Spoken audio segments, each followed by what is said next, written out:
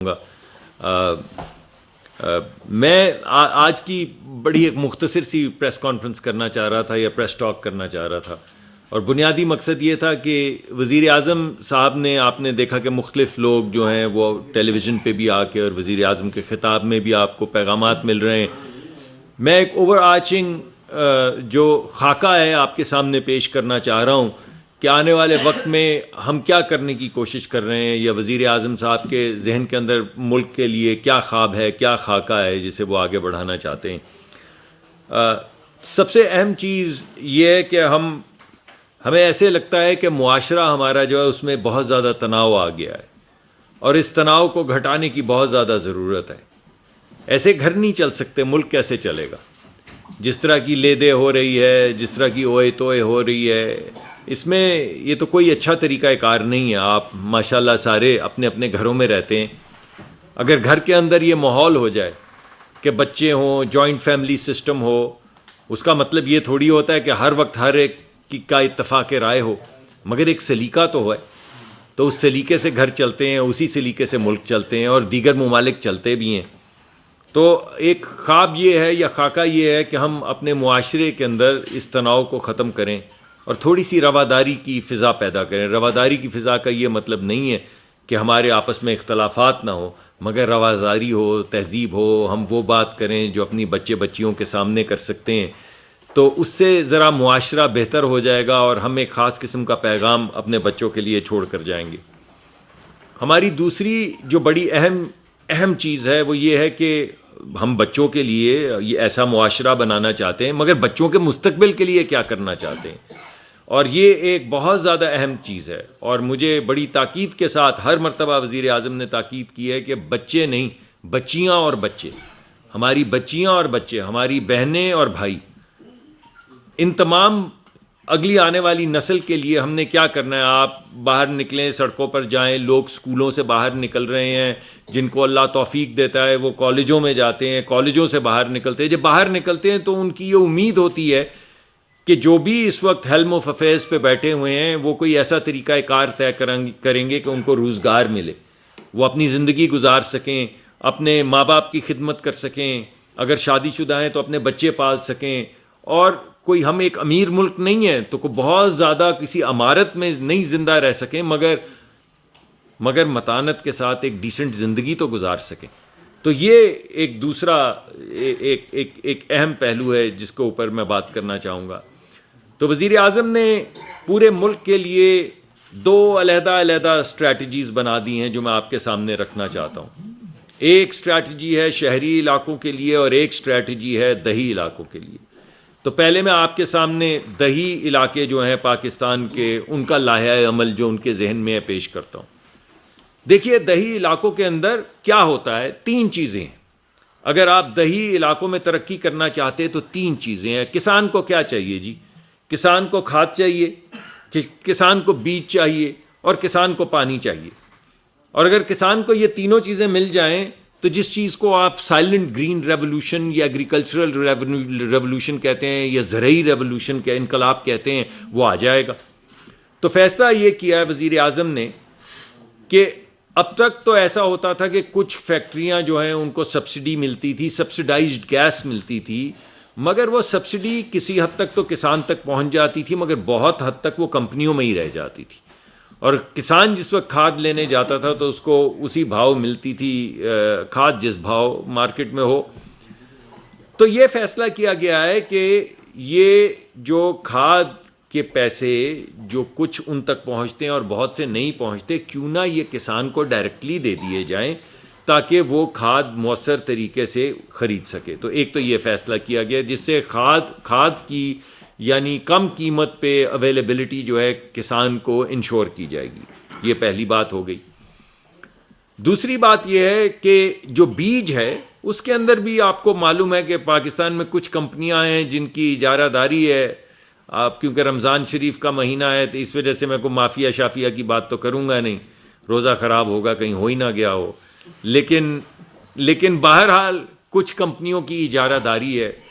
تو پوری دنیا کے اندر زراعت میں ایک انقلاب آ چکا ہے، اور ایسے بیج آ چکے ہیں جن کی پیداواری طاقت دگنی ہے یا 1.5 گنا ہے یا 3 گنا ہے۔ تو سوال یہ پیدا ہوتا ہے کہ وہ بیج اگر ہم لا کر اپنے کسان تک پہنچا دیں اور وہ بیج زمین میں ڈال دے اور کھاد اس کے پاس ہو تو کیا ہماری پیداواری طاقت 1.5 گنا بڑھ نہیں جائے گی؟ اگر بیج جو آپ نے ڈالا ہے، کھاد جس کو دی ہے، اس کی پیداواری طاقت 1.5 سے 2 گنا ہے، تو کیا ہماری پیداواری طاقت جو زراعت میں ہے وہ دگنی نہیں ہو جائے گی؟ تو آپ سوچیں کہ یہ آج تک کیوں نہیں ہو پا رہا ہم سے. یہ کوئی اتنا مشکل کام تو نہیں، باہر سے بیج لانا ہے، یہاں پہ کسان کو دے دینا ہے، اور پیداواری طاقت ایک سیزن میں، یعنی ایک کھیت میں پہلی دفعہ وہ بیج اگے گا تو زیادہ فصل نکلے گی تو پیداواری طاقت بڑھ جائے گی. اب اس کے لیے پانی چاہیے. پانی کے لیے یہ فیصلہ کیا گیا ہے کہ ٹیوب ویل جہاں جہاں لگے ہوئے ہیں، جہاں پہ ہم زمین میں سے نکالتے ہیں، اور کیونکہ ہماری بجلی کی قیمت زیادہ ہے اور کسانوں کو اس میں تکلیف کا سامنا ہوتا ہے، تو حتی الامکان کوشش کی جائے گی کہ ان کو سولر ٹیوب ویلز فراہم کیے جائیں.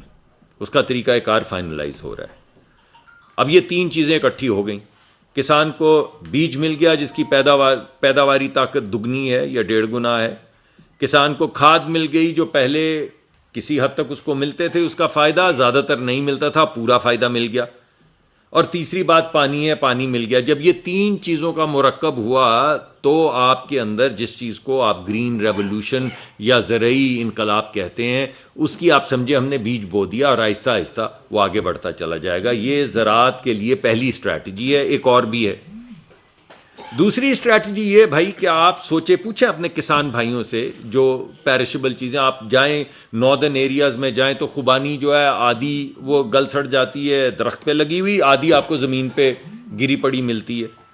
اسی طرح دیگر ہماری جو مالٹیں ہیں، ہمارے کینو ہیں، ہمارے آم ہیں، 30 سے 35 تخمینہ یہ ہے کہ 30 سے 35% جو ہمارے فروٹس ہیں اور پیرشبل ویجیٹیبلز ہیں وہ مارکیٹ میں آنے سے پہلے ہی ضائع ہو جاتے ہیں.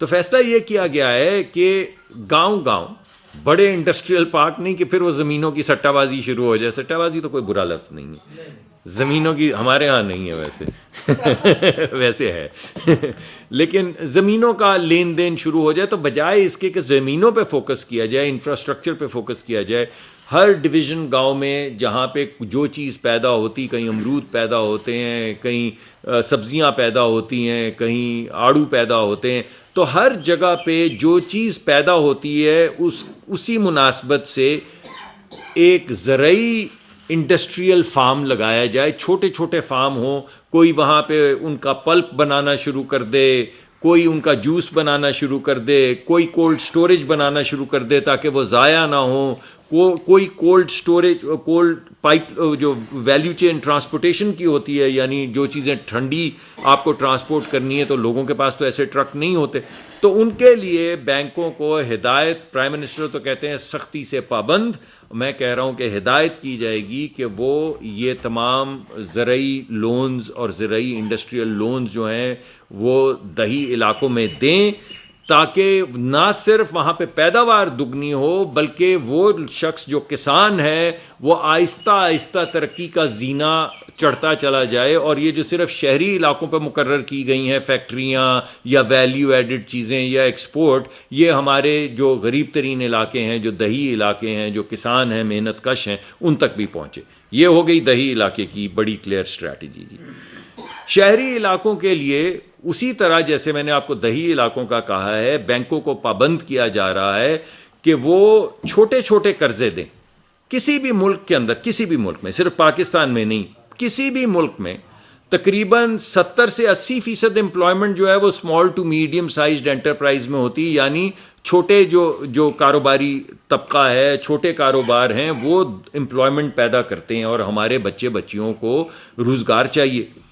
تو بینکوں کو پابند کیا جائے گا کہ وہ آپ ہی کے پیسے دیتے ہیں نا، وہ خود سے تو پیسے نہیں چھاپتے، آپ سے ڈپازٹ لیتے ہیں، آپ جا کے بینک میں پیسے جمع کرواتے ہیں، وہ وہی پیسے کسی اور کو دے کے اس میں سے نفع کما لیتے ہیں. تو اب ان کو پابند کیا جائے گا کہ بجائے اس کے کہ صرف 4 بڑے سیٹھوں کو، اور ہوتا یہی ہے کہ 10 بڑے سیٹھوں کو یا 50 بڑے سیٹھوں کو قرضہ دیا جائے، جو بھی پرائیویٹ سیکٹر کی ان کی ایلوکیشن ہوگی اس کی ایک سرٹن پرسنٹیج جو ہے ان کو پابند کیا جائے گا یا انسینٹیوائز کیا جائے گا کہ وہ ایس ایم ای سیکٹر کو یعنی چھوٹے کاروبار کے لیے چھوٹے چھوٹے قرضے دیں. جو ہماری بچیاں ہمارے بچے جو کالجوں سے نکل رہے ہیں یا اسکلڈ ورکرز ہیں وہ اپنا چھوٹا سا کاروبار شروع کر سکیں.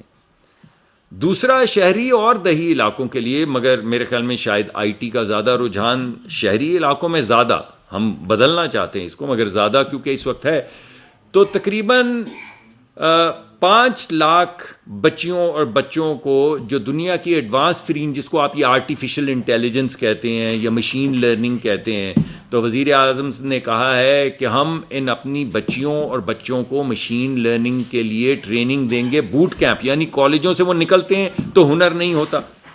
اب آپ کے بھی بچے بہن بھائی ہیں, جب آپ کوئی پڑھ کے نکلیں فزکس کے اندر بی اے کر کے یا ایم ایس سی کر کے یا بی ایس سی کر کے نکلیں تو کوئی ایسا ہنر نہیں ہوتا کہ آپ کو فوری طور پہ نوکری مل جائے. یعنی ذہین تو آپ نے تعلیم حاصل کر لی ہوتی, کہیں نہ کہیں آپ کی کھپت تو ہو جاتی, مگر ہنر اس میں اگر ایڈ کر دیا جائے, جتنے انجینئرنگ میں سے بچے نکل رہے ہیں, جتنے فزکس میں سے بچے نکل رہے ہیں, جتنے میتھ میں سے بچے نکل رہے ہیں, سائنسز پڑھ کے نکل رہے ہیں, اگر ان کو مشین لرننگ اور آرٹیفیشل انٹیلیجنس میں 8 ہفتے کا 12 ہفتے کا بوٹ کیمپ کروایا جائے تو ایک ایسا ہنر ہے جو پوری دنیا میں جس کی ضرورت ہے, اور پوری دنیا میں اس وقت لوگ نہیں ہیں جو یہ کام کر سکیں.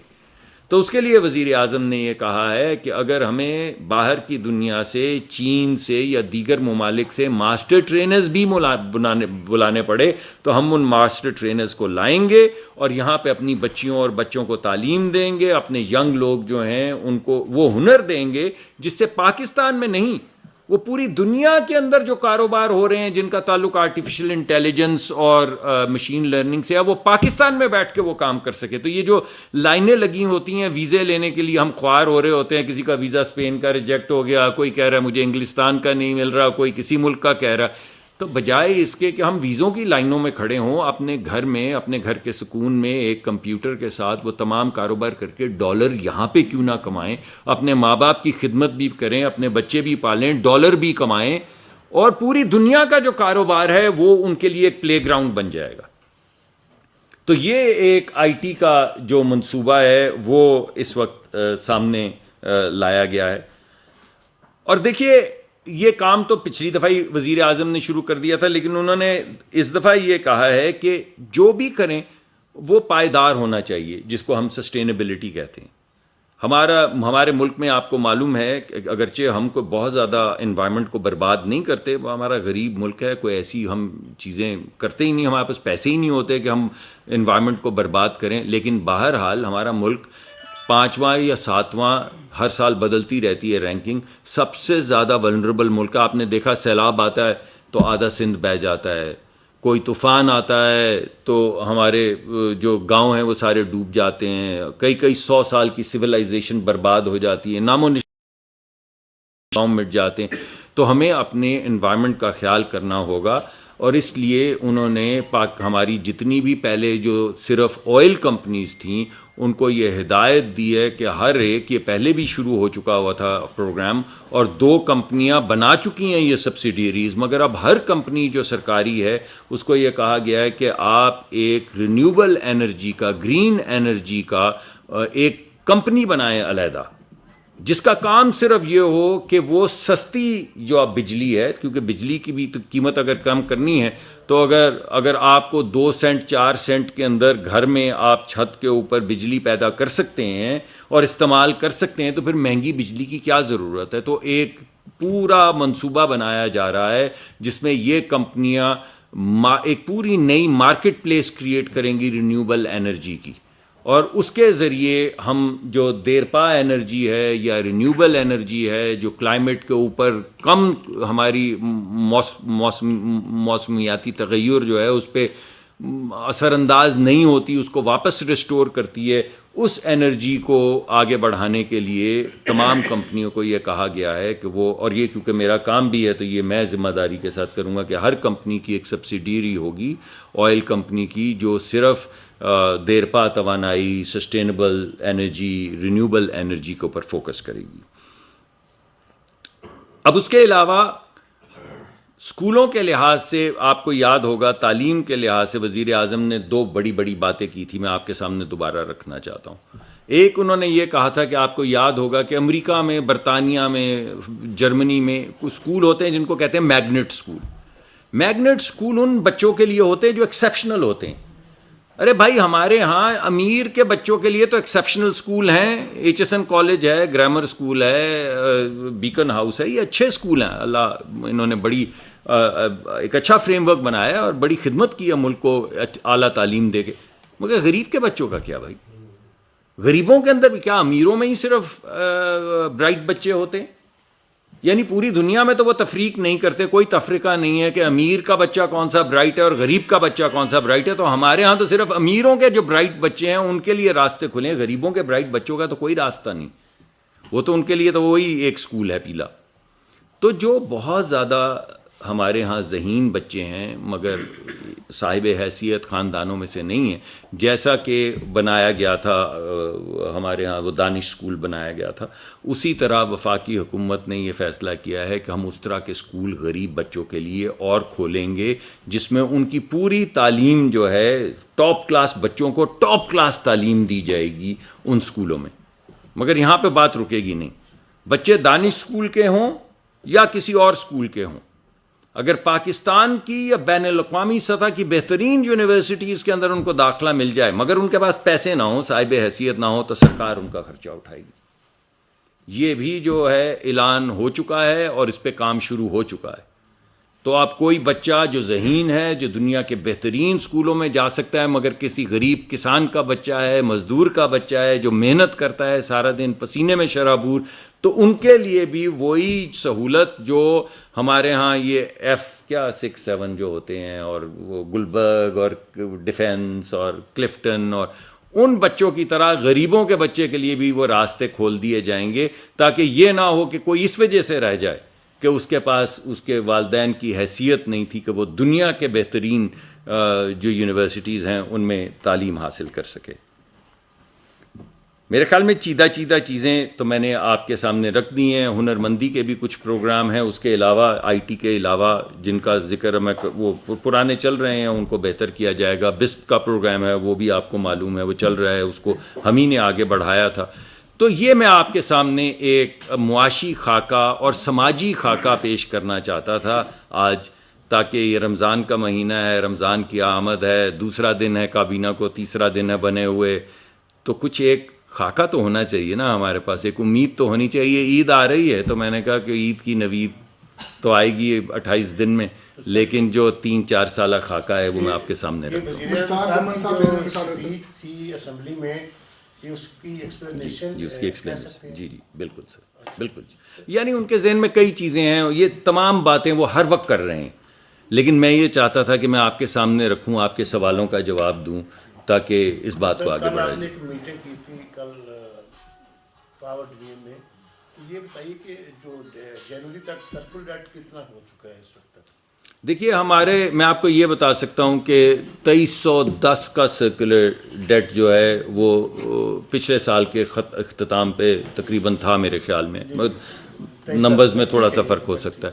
اور ہمارا ٹارگٹ یہ ہے کہ اس سال کے ختم ہونے تک جو سرکولر ڈیٹ ہے وہ 2310 ہی ہوگا. 2310 تھا پچھلے سال کے ختم ہونے پہ، 2310 ہوگا اس سال کے ختم ہونے پہ، اور ہم آن ٹریک ہیں اس میں، کیونکہ جو اس وقت سرکولر ڈیٹ کے اندر جو چیزیں مجھے ایگزیکٹ فگر یاد نہیں، 300 ارب یا کچھ اس طرح 300 کچھ ارب کی جو رقم ہے وہ بجٹڈ رقم ہے. تو جیسے ہی بجٹ آخری ہمارا یہ کوارٹر ختم ہوگا تو وہ رقم جب ریلیز ہو جائے گی تو ہمارا سرکولر ڈیٹ جو ہے وہ 2310 ارب سے شروع ہوا تھا اور 2310 ارب پہ ختم ہوا. جی میں نے آپ کو بتایا جو ہمارا، مجھے فگر ایگزیکٹ یاد نہیں ہے، جو ٹارگٹ تھا، جی میں بتا دیتا ہوں، جو ٹارگٹ تھا اس سے تقریباً 15 یا 20، جو ہمارا یہ جنوری تک کا ٹارگٹ تھا اس ٹارگٹ کو ہم بیٹ کر چکے ہیں 10 یا 15 ارب روپے سے. اور جو ایکیومولیٹڈ اماؤنٹ ہے وہ بجٹڈ ہے. یعنی ایونچولی ہمارا سرکولر ڈیٹ ایگزیکٹلی وہی ہوگا جو پچھلے سال کے اختتام پہ تھا. تو آپ کو یہ کانفیڈنس ہونا چاہیے کہ سرکولر ڈیٹ کے اندر 1 روپے کا بھی اضافہ نہیں ہے. اس کا مطلب یہ ہے سر کہ بجلی کی قیمتیں نہیں بڑھیں گی. دیکھیے بجلی کی قیمتوں کے اندر 2-3 اہم پہلو ہیں جن کے اوپر کام کیا جا رہا ہے. ایک تو میں نے آپ کے سامنے ذکر کر دیا ہے. ایک پہلو تو اس کا یہ ہے کہ ہماری بجلی کی جو پیداواری لاگت ہے ہم نے اس کو کم کرنا ہے. یہ سب سے اہم چیز ہے, سب سے اہم نہیں ہے. دوسرے نمبر اس سے جی نہیں میں وہ بتا, چلو تینوں چیزوں پہ بات کر لیتے. اچھا آپ سوال لیں. اچھا سر, پہلا تو آپ نے پرائم منسٹر کا جو ویژن دیا معاشی و سماجی خاکے کا, اس میں یہ 3 چیزیں تو بڑی اچھی ہیں کہ آپ شہری اور دیہی علاقوں میں کرنے جا رہے ہیں, کسانوں کے لیے بڑی اچھی بات ہے. لیکن جب ان کی فصل تیار ہو جاتی ہے تو مارکیٹ میں اس کو مناسب دام نہیں ملتے, آڑتی لے اڑتا ہے, وہ بیچارہ ویسے کے ویسے رہ جاتا ہے. اس کے لیے کیا پلاننگ ہے, نمبر 1. دوسرا سر, یہ انرجی سیکٹر کے حوالے سے آپ بتا رہے ہیں کہ IMF کا وفد پاکستان میں آیا ہوا ہے, ہم نے تمام جو ان کے دیے ہوئے ٹارگیٹس سے وہ پورے کر لیے. جی بالکل کر لیے. سرکل ڈیٹ کے حوالے سے, بجلی اور گیس کی پرائسز کے حوالے سے, FBR کی ٹیکس کلیکشن کے حوالے سے آپ کی آج میٹنگ ہوئی ہے ان سے یا جی میری ہوئی نہیں, میری میٹنگ ہوئی ہے. میری بڑی ایک اوور آرچنگ انٹروڈکٹری میٹنگ تھی میری, تو جو شروع میں جب آپ آتے ہیں تو صرف اس میں کوئی تفصیل کوئی کام وام کی بات نہیں ہوتی, صرف ان کو ویلکم کرنا. وہ ان کا اگر آیا ہے یہاں پہ وفد تو اس کو ہم نے ان کا استقبال کیا ہے, ان سے بیٹھ کے بات کی ہے. ہائی لیول پہ وہی باتیں جو آپ پوچھ رہے ہیں وہی کہی ہیں کہ ہم نے تمام ٹارگیٹس جو ہیں وہ میٹ کیا ہیں اور ہم ریفارم کرنا چاہتے ہیں. لیکن ایک بات جو ہم نے بڑی واضح کی ہے وہ یہ ہے کہ یہ جو ہم ریفارم کرنا چاہ رہے ہیں یہ ہم اپنے بچوں کے لیے کرنا چاہ رہے ہیں, IMF کے لیے نہیں کر رہے. تو اگر میں انگریزی میں آپ کو بتاؤں تو ہمارا پیغام یہ ہے کہ we would do this with you اور without you, but by God we would do it because we doing it for our children. اس وجہ سے ریفارم کا جو پیکج اب ترتیب دیا جا رہا ہے, جو گفتگو ہو رہی ہے وہ اسی حوالے سے ہو رہی ہے کہ دیکھیں اگر جیسے وزیر اعظم نے آپ کو بتایا تھا کہ اگر آپ کا 1000 ارب روپے کا سالانہ گیپ ہو, اس پیسے میں جو آپ بجلی بیچنے سے لیتے ہیں اور اس پیسے میں جس بھاؤ آپ کو بجلی پڑتی ہے, اگر 1000 ارب کا آپ ہر سال نقصان کریں, یعنی کوئی گھر ہو جس میں آپ کی آمدن ہو تقریباً 50 روپے اور آپ ہر مہینے 100 روپے کا خرچہ کریں, تو اس گھر کا جو حال ہوگا وہ ملک کا حال ہو جائے گا. تو یہ تو نہیں ہو سکتا. تو اگر IMF نہ بھی آئے تو کیا آپ میں سے کوئی بھی شخص کہے گا کہ آپ 1000 روپے کی چیز 500 روپے میں بیچتے رہیں اور ملک کو برباد کرتے رہیں, ملک کو غارت کرتے رہیں؟ یہ تو کوئی بھی نہیں کہے گا. ہاں اس میں کچھ ذمہ داری ہماری ہے, اور وہ یہ ہے کہ ہم پیداواری قیمت کم کریں, ہم لاسز کو کم کریں. جو چوری ہوتی, دیکھیں ایک بندہ محلے میں چوری کرتا ہے, ایک پورے محلے کے اوپر ڈنڈا چلتا ہے, یعنی ہر شخص اس چوری کی قیمت ادا کرتا ہے. وزیر اعظم نے اس دن کہا کہ 400-500 ارب کی اگر ملک میں چوری ہو رہی تو کون دے رہا ہے؟ آپ ہی لوگ دے رہے ہیں نا, دے رہے ہیں بجلی کی قیمت کی شکل میں. تو اگر وہ چوری رک جائے گی تو کیا ہوگا؟ بجلی کی قیمت نیچے آ جائے گی. اسی طرح گیس کی ایلوکیشن میں نے پہلے بھی بتایا تھا, یہ بھکی حویلی بہادر شاہ کے جو ہمارے پروجیکٹس ہیں یہ دنیا کی سب سے زیادہ ایفیشنٹ مشینیں ہیں اس وقت, کیونکہ ہم LNG کے اوپر وہاں پہ بجلی بناتے ہیں تو بجلی پڑتی ہے کوئی 22-24 روپے کی, ڈپینڈ کرتا ہے LNG کا بھاؤ کیا ہے, مگر رفلی 22-24 روپے کی پڑتی ہے. اگر اس کو اس قیمت پہ بنایا جائے جو پائپ والی گیس ہے اس کی قیمت پہ, تو یہ 12 روپے کی یا 14 روپے کی ہو جاتی. تو بھائی ہم 22-24 روپے کی کیوں بجلی بناتے ہیں اگر وہ 12-14 روپے میں بن سکتی ہے؟ اور جس بھاؤ ہم یہ کچھ کمپنیوں چیدہ کمپنیوں کو دیتے ہیں اس بھاؤ پہ اگر بجلی بنائی جائے تو یہ بجلی بن جاتی 6 روپے کی. تو جو چیز 6-8 روپے کی بن سکتی ہے اس کو 22 روپے بنانے کا کیا جواز ہے؟ تو اس کے لیے جو ایلوکیشنز کرنی ہیں, اس کے لیے جو ویک آف کرنا ہے وہ تو کچھ کافی حد تک ہو چکا ہے.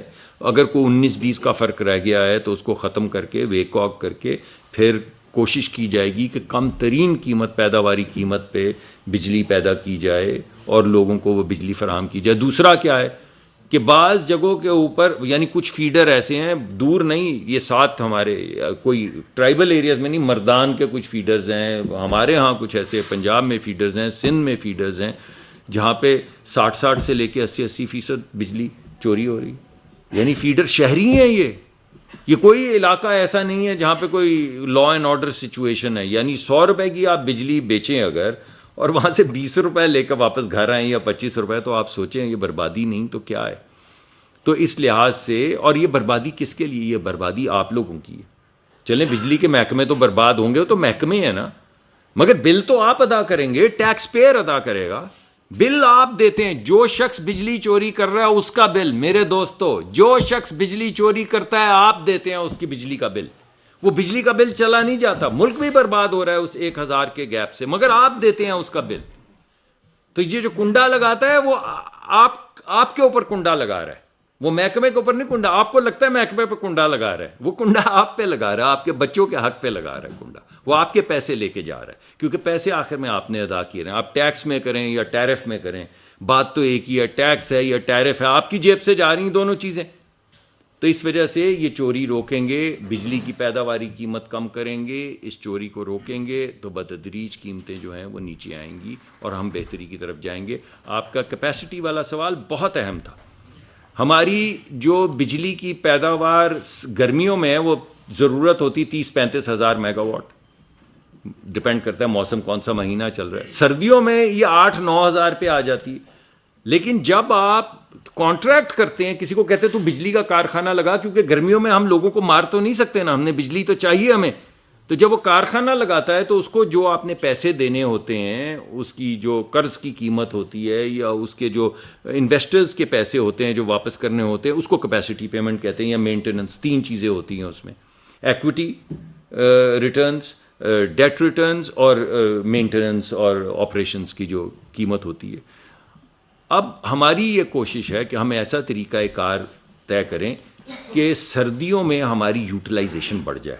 ابھی میں وہ آپ پہ عیاں نہیں کروں گا, لیکن یہ میں آپ کو یقین سے بتا رہا ہوں کہ ہم اس پہ کام کر رہے ہیں, اور بہت جلد میں آپ کے سامنے وہ منصوبہ پیش کروں گا کہ کیسے ہم سردیوں کے اندر جب 8-10 ہزار ہو جاتی ہے ہماری ضرورت, اس کو ہم کیسے بڑھائیں گے 18,000 یا 17,000 یا 19,000 تک, اور اس کے نتیجے میں پھر کیسے ہمارا بوجھ جو کیپیسٹی پیمنٹ کا وہ کم ہوگا. تو مجھے تھوڑی مہلت دیجیے, ابھی مجھے 48 گھنٹے ہوئے ہیں, لیکن وہ پلان میں آپ کے سامنے ضرور لے کر آؤں گا. عامر سیال صاحب سنو ٹی وی سے.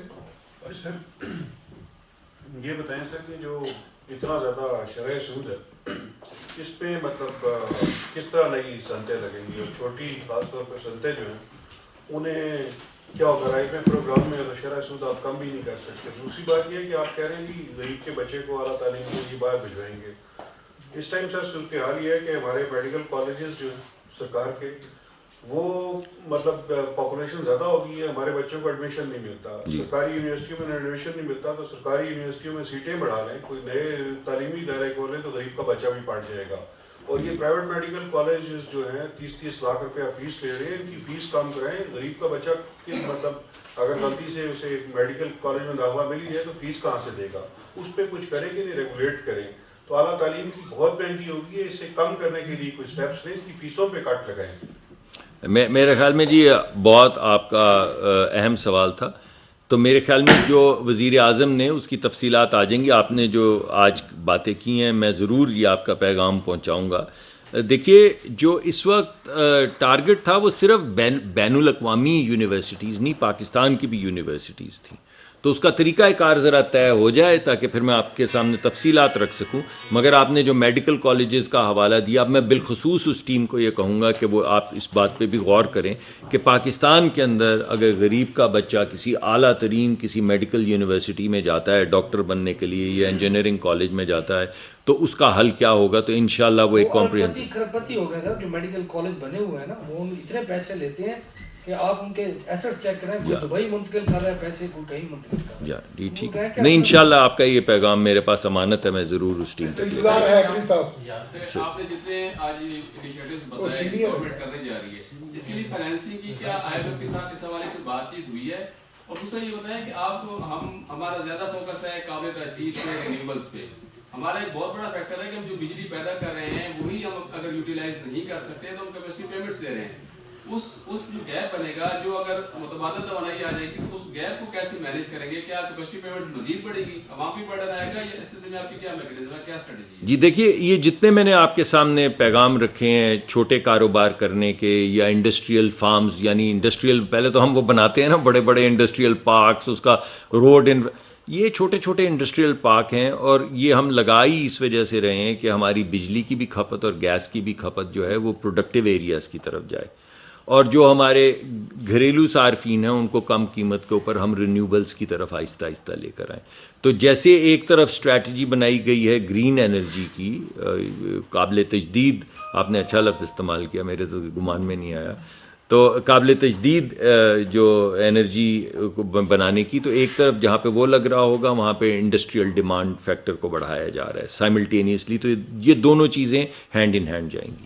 سر میرا سوال یہ ہے کہ اس وقت جو بڑے بڑے کارخانے ہیں بجلی کے، جن کی کیپیسٹی پیمنٹ صارفین دے رہے ہیں، اور کچھ جو ایکٹیو صارفین ہیں وہ سولر کی طرف بھی جا رہے ہیں، اور گرین انرجی کی بات بھی ابھی ہوئی ہے، تو ان کا سلوشن کیا نکالیں گے؟ یہ اس وقت جو لاس میکنگ کمپنیز ہیں 25 ایئر کا کنسیشنل ایگریمنٹ ہوگا یا ان کو پرائیویٹ کریں گے؟ ایک دوسرا سوال یہ ہے کہ ایک کیئر ٹیکر گورنمنٹ نے انیشیٹو لیا تھا کہ جو پاکستان کے اندر آئی پی کا جو پورشن ہے 81 کلومیٹر، اس پہ کام شروع کرنے کی منظوری دی گئی تھی، اس کو یہ گورنمنٹ کنٹینیو کریں گے؟ جی دیکھیے، جو آئی پی والا تو بالکل میرے خیال میں اس پہ بہت جلد کام آپ کے سامنے آ جائے گا، اس کی پلاننگ جو ہے وہ شروع ہو چکی ہوئی ہے، کام بھی بہت جلد آپ کے سامنے آ جائے گا۔ وہ کمپنی بھی جو ہے آئی ایس جی ایس غالباً اس کو یہ مینڈیٹ دیا گیا ہے کہ وہ اس پائپ لائن کو بچھائے، تو فیزیبل بنانا اس کو کیوں فیزیبل نہیں ہوگا؟ نہیں دیکھیے، سائملٹینیسلی ہمیں دو چیزیں کرنی ہے نا، ہمیں ویور لینا ہے اور ساتھ کے ساتھ ہمیں انفراسٹرکچر بلڈ کرنا ہے، ہماری کمٹمنٹس ہیں نا، کنٹریکچوئل کمٹمنٹس، تو ہمیں دونوں چیزیں کرنی ہے، یعنی ایک تو ہمارے پاس 4 یا 5 مختلف طریقہ کار ہیں جس کے ذریعے ہمارے پہ سینکشن لگ سکتی ہے، اور اس کو یہ پہلے بھی بات چل رہی تھی، یہ کوئی نئی بات نہیں ہے، میرے خیال میں آپ کے سامنے میں پیش بھی ایک آدھ مرتبہ یہ کر چکا ہوں۔ تو ایک تو یہ ہے کہ ہمیں ان سینکشنز سے ویور کی ضرورت ہے، اور اس ویور کے لیے ہم کام کر رہے ہیں۔ میں تفصیلات تو مناسب نہیں ہوگا آپ کے سامنے رکھنا، لیکن آپ یقین مانیں کہ اس ویور کے حصول کے لیے گفتگو جاری ہے اور کاوشیں بھی جاری ہیں۔ اور دوسری طرف سائملٹینیسلی جو ہماری کنٹریکچوئل آبلیگیشن ہے، اس کنٹریکچوئل آبلیگیشن کو ہم نے پورا کرنا ہے، تو ہم دونوں چیزوں کو ساتھ ساتھ لے کر چل رہے ہیں تاکہ اس کو آگے بڑھایا جا سکے۔ آپ کا دوسرا سوال کیا تھا؟ لانگ ٹرم کنسیشن ایگریمنٹ کی طرف جائیں گے یا پرائیویٹ کریں گے؟ نہیں، جن کے کانٹریکٹ ختم ہو جائیں گے، دیکھیے اس وقت جن کے کانٹریکٹ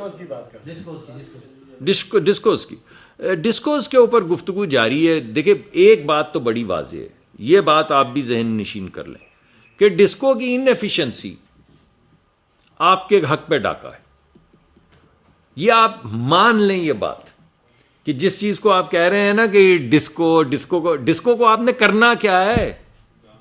ڈسکو کا کام آپ کی خدمت کرنا ہے، جو ڈسکو آپ کی خدمت نہ کر سکے اس ڈسکو کو آپ نے کیا کرنا ہے؟ اس وجہ سے جس طرح میں نے آپ کو کہا کہ کنڈے ڈالنے والا آپ کے بچوں کی چوری کر رہا ہے، یہ پیسے آپ کے ہیں، یہ ڈسٹریبیوشن کمپنی کے ضائع نہیں ہو رہے، یہ پاور سیکٹر کے نہیں، یہ آپ کے پیسے ہیں۔ بالکل اسی طرح ڈسٹریبیوشن کمپنیز کے اندر جو بھی آپ کے مسائل ہیں، آپ جاتے ہیں میٹر لگ جاتا ہے، باقی دنیا میں تو بھاگ کے لوگ میٹر لگا رہے ہوتے ہیں، بیلنے دیتے ہیں کہ ہمارا میٹر لگا لو یار، ہمارا میٹر لگا لو، تو ادھر کیا بھائی آفت آئی ہے کہ باقی دنیا میں تمام ڈسٹریبیوشن کمپنیز آپ کی خدمت کرنے کے لیے بھاگ رہی ہوتی ہیں، آپ کے پاس آ رہی ہوتی ہیں کہ یار میرا میٹر لے لو، مجھ سے بجلی لے لو، اور یہاں پہ آپ اگر کوئی چلا جائے لینے کے لیے، انڈسٹریل کنیکشن لینے چلا جائے، کمرشل کنیکشن لینے چلا جائے، گھر کا کنیکشن لینے کے لیے چلا جائے، ٹرانسفارمر خراب ہو جائے اس کو ٹھیک کروانے کے لیے وہاں وہ کیا ہے وہ جی، زمیں جنبش نہ جنبش گل محمد، کچھ ایسا ہی ہے نا کو محاورہ۔ تو بات یہ ہے کہ ڈسٹریبیوشن کمپنیز میں ریفارم کی بہت زیادہ ضرورت ہے، اور ریفارم ہوگی۔ ریفارم ہم پبلک پرائیویٹ پارٹنرشپ میں کر لیں، جب تک پبلک پرائیویٹ پارٹنرشپ نہیں ہوتی تب تک یہ تھوڑی ہے کہ ہم ان کو بولیں گے کہ آپ لوگوں پہ ڈاکہ مارتے رہیں۔ تو کچھ جو ریاست کو کرنا ہے اس وہاں تک پہنچنے کے لیے جہاں پہ ہم تیار ہو جائیں پارٹنرشپس کے لیے یا پرائیویٹائزیشن کے لیے، تب تک انتظار نہیں کرنا ہے. تو میرے 2 ہی پیغام ہیں، ان کی ریفارمیشن کی، ان کی ریسٹرکچرنگ کی بہت زیادہ ضرورت ہے. جب تک یہ طریقہ کار طے نہیں ہو جاتا کہ ان کی ایفیشنسی بڑھانے کے لیے ہم نے انویسٹمنٹ کہاں سے لانی ہے، کیا پرائیویٹ سیکٹر کی لانی ہے، کیسے لانی ہے، کس ریلیشن شپ کے تحت لانی ہے، تب تک یہ ریاست کی ذمہ داری ہے کہ ان کی جو ایفیشنسیز ہیں ان کو بڑھاتا چلا جائے، کیونکہ جو چوری وہاں پر ہوتی ہے وہ آپ کے حق پہ ڈاکہ پڑتا ہے. یہ بتائیے گا سر کہ آپ نے جیسے بات کی تھی بچوں کی کاؤنسلنگ کی ہوئی، بچوں کی اور ان کی اسکولنگ کی، میکنزم سر کیا ہوگا؟ یہ پہلے بھی آتی رہی ہیں چیزیں، لیکن غریب کے بچے کا ہمیشہ ہاتھ مارا جاتا ہے. یہ میکنزم کیا ہوگا، میرٹ کیا ہوگا؟ کیونکہ یہاں پہ تو سفارش کلچر اتنا ہے کہ آپ کے پاس کوئی سفارش یا پرچی لے کے آ گیا تو وہ جو لائن میں کھڑے بچے ہیں وہ تو وہیں رکے رہیں گے. اور جیسے بھی سیال صاحب نے بات کی تھی کہ جس طرح سے میڈیکل کے کالجز ہیں، یونیورسٹیز ہیں، اور جو انجینئرنگ کالجز ہیں وہاں پہ جس طرح بے تحاشا فیسیں لی جاتی ہیں، اس کو آپ میکینزم میں کیسے لائیں گے؟ یہ ایک مافیا ہے. جیسے آپ ابھی توانائی کی بات کر رہے ہیں، یہ ڈسکو ڈانس کروا رہی ہیں اس قوم کو، کافی عرصے سے کر رہے ہیں. یہ اس کے اوپر اس مافیا کے خلاف آپ کیا اقدام اٹھا رہے ہیں؟ روزوں میں مافیا میں نے بھی بڑی احتیاط سے ایک ہی دفعہ لیا. آپ نے، میں تو 20 منٹ بولا، میں نے 1 دفعہ کہا، آپ نے 2 جملوں میں 5 دفعہ کہا. یہ مسلم حقیقت ہے اس کے بارے میں بتائیے کیونکہ لوگ جو ہے وہ پریشان ہیں. نہیں یہ تو کیا تھا آپ کا سوال؟ معافی ہے یار. پھر میں کیا دیکھیں بات یہ کہ میں دوبارہ کر رہا ہوں کہ جو یہ کاؤنسلنگ اور آپ نے اسکولنگ کی بات کی ہے، میں کس طرح سے ترتیبات بنائیں گے؟ دیکھیں بات یہ ہے کہ آپ کے سامنے دانش اسکول بنے، اس کے اندر کسی ایک امیر آدمی کا بچہ ہے، میں آپ کو چیلنج کرتا ہوں، آپ کسی دانش اسکول میں چلے جائیں اور ایک امیر آدمی کا بچہ دکھائیں، ان کی ریزیڈنس بھی سرکار، ان کے رہنے کا خرچہ بھی سرکار دیتی، ان کے کھانے کا خرچہ بھی سرکار دیتی، ان کی کتابیں اور ورلڈ کلاس تعلیم ان کو دینے، جتنی ہماری حیثیت اس کے مطابق ورلڈ کلاس تعلیم دینے کی کوشش کی جاتی ہے، اس میں کسی امیر کا بچہ نہیں. تو ماڈل تو بن چکا ہے، اب تو اس ماڈل کو سکیل کرنا ہے، کیونکہ غریبوں کے بچے صرف پنجاب تک تو محدود نہیں ہیں. جو برائٹ بچے ہیں وہ صرف پنجاب تک تو نہیں ہے محدود، وہ تو ہر جگہ پہ ہیں. تو اس لیے اسی طریقہ کار کے ذریعے پہلے اس کو بڑھایا جائے گا، اور دوسرا جو معاملہ ہے اس کی تفصیلات ابھی طے ہو رہی ہیں، جیسے ہو جائیں گی میں آپ کے پاس لے جاؤں گا. لیکن آپ نے جو آج ایڈیشن کی ہے وہ بڑی اچھی ہے. یہ میں نے آپ کو جیسے کہا میرے پاس امانت ہے، میں آپ کی لے کر جاؤں. ایک منٹ شاہد اجمل، آپ نے جو کسانوں کو بیج دینے کے حوالے سے بات کی ہے کہ دنیا سے ہم بیج لا کے کسانوں سے لیں گے، کیا پاکستان جی ایم او الاؤ کرنے جا رہا ہے؟ نہیں، سارے جینیٹیکلی ماڈیفائڈ نہیں ہیں. میں کیونکہ میرے پاس یہ شعبہ نہیں ہے جی ایم او کا، تو میں اس پہ کامنٹ نہیں کر سکتا. ویسے دنیا کے اندر تو جی ایم او ہر جگہ پہ استعمال ہو رہا ہے. یعنی جن جگہوں کے اوپر پانی نہیں ہے انہوں نے واٹر ریزیلینٹ بیج بنا لیے ہیں. جن جگہوں پہ اسٹیپل کی لینگتھ کم تھی کاٹن کی، وہاں پہ انہوں نے 3 گنا اسٹیپل جی ایم او بنا کے کر دی ہے. جہاں پہ پیداوار، وہ جو آپ کبھی امریکہ انگلستان کے وہ بازاروں کی تصویریں دیکھیں تو کیلوں کا سائز دیکھیں اور ان کے انار کا سائز دیکھیں، تو یہ کیسے ہوئے ہیں ساری چیزیں؟ کچھ جینیٹیکلی ماڈیفائڈ ہیں اور کچھ آرگینک فارمنگ کے، ناٹ آرگینک فارمنگ، یعنی جو ٹریڈیشنل طریقہ ہے پیوند کاری اور در نسل اس کو بہتر کرنے کا، اس کے ذریعے بنائے گئے. تو جو بھی وزارت فیصلہ کرے گی اس کے مطابق جو بہترین بیج ہوگا، چاہے وہ ٹریڈیشنل ہو چاہے وہ جی ایم او، اگر جی ایم او کا کوئی طریقہ کار طے کرنا ہوا، مگر دونوں صورتوں کے اندر ایک ورلڈ کلاس کمپنی، یعنی جو دعوے دار ہیں ان کا دعویٰ پروف کرنے کے لیے، ان کو کریڈٹ کرنے کے لیے ورلڈ کلاس کمپنیاں آئیں گی، تاکہ کوئی جھوٹ بول کے کسان کو ایکسپلائٹ نہ کر سکے.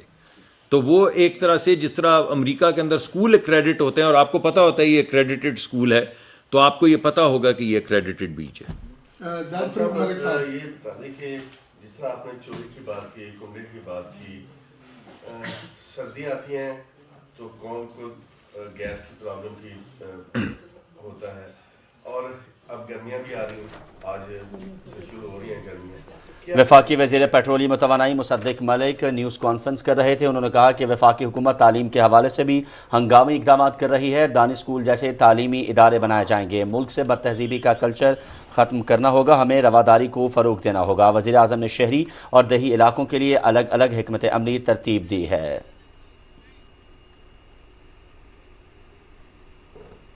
غالباً کیا ٹائم آپ نے بتایا تھے؟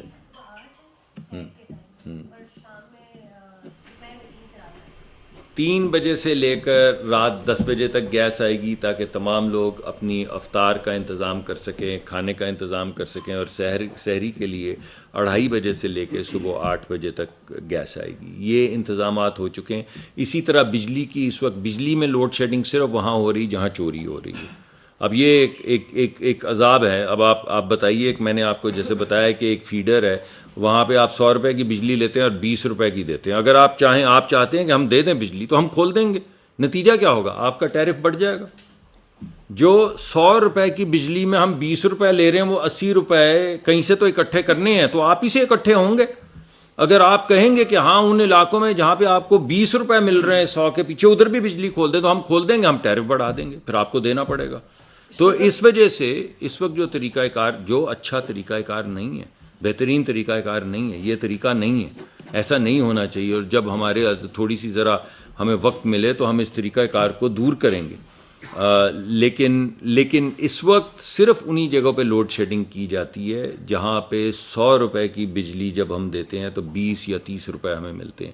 اور اگر ہم اس کو کھول دیں تو آپ کا جو اس وقت بجلی کا بل ہے وہ اسی مناسبت سے بڑھ جائے گا. سر فرمان صاحب جیو سے LPG سلنڈرز کافی دھماکے ہو رہے ہیں ان کے, اور کافی لوگوں کی ڈیتھ بھی ہوئی ہے اس حوالے سے. اگرچہ یہ اوگرا کا کام ہے لیکن اوگرا جب بھی ایسا. وفاقی وزیر مصدق ملک اسلام آباد میں نیوز کانفرنس کر رہے ہیں. انہوں نے کہا معاشرتی تناؤ کے خاتمے کے لیے اقدامات ضروری ہیں. کسانوں کو کھاد, اسپرے, بیج اور پانی کی ضرورت ہوتی ہے. اس کے ساتھ ساتھ انہوں نے یہ بھی اعلان کیا کہ گیس کی جو بحالی ہے اس کا طریقہ کار طے پا چکا ہے. سحری اور افطار کے اوقات میں گیس مکمل طور پر فراہم کی جائے گی تاکہ تمام لوگ سحر اور افطار کے وقت کھانا پکانے کے حوالے سے کسی بھی قسم کی پریشانی سے محفوظ رہ سکیں.